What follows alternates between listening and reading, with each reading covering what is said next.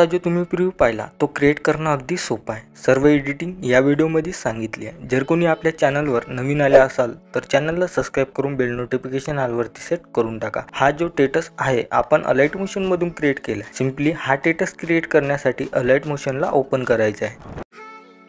अलाइट motion open केल्याच्या नंतर तुम्हाला बिटमॅप प्रीसेट आणि इफेक्ट प्रीसेट दोन्ही प्रीसेट इनपुट करून घ्यायचे आहे। इनपुट केल्याच्या नंतर बिटमॅप प्रीसेटला ओपन करायचं आहे। केल्याच्या नंतर काही तुम्हाला अशा प्रकारचा इंटरव्ह्यू बघायला मिळून जाणार। स्टार्टिंगला यायचं आहे। आता तुम्हाला इथं सगळे ऑलरेडी व्हिडिओ क्रिएट करून दिलाच आहे।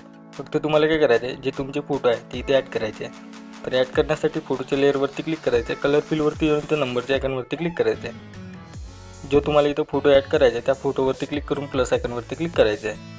दुसऱ्या बीटवरती यायचं आहे। दुसऱ्या बीटवरती आल्यानंतर फोटोच्या लेअरवरती क्लिक करून कलर फिलवरती यायचं, नंबरच्या आयकॉनवरती क्लिक करायचं आहे। जो फोटो तुम्हाला इथे ॲड करायचा आहे त्या फोटोवरती क्लिक करून प्लस आयकॉनवरती क्लिक करायचं आहे।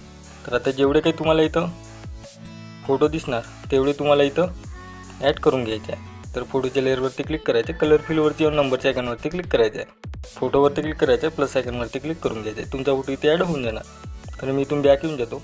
बॅक आल्याच्यानंतर आता इफेक्ट प्रीसेटला ओपन करायचं आहे।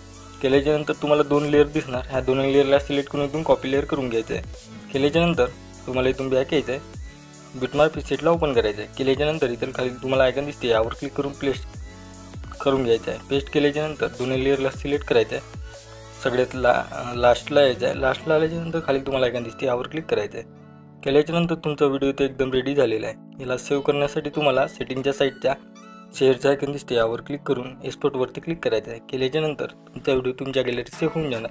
आजच्या व्हिडिओमध्ये इतकंच, भेटू पुढच्या व्हिडिओमध्ये।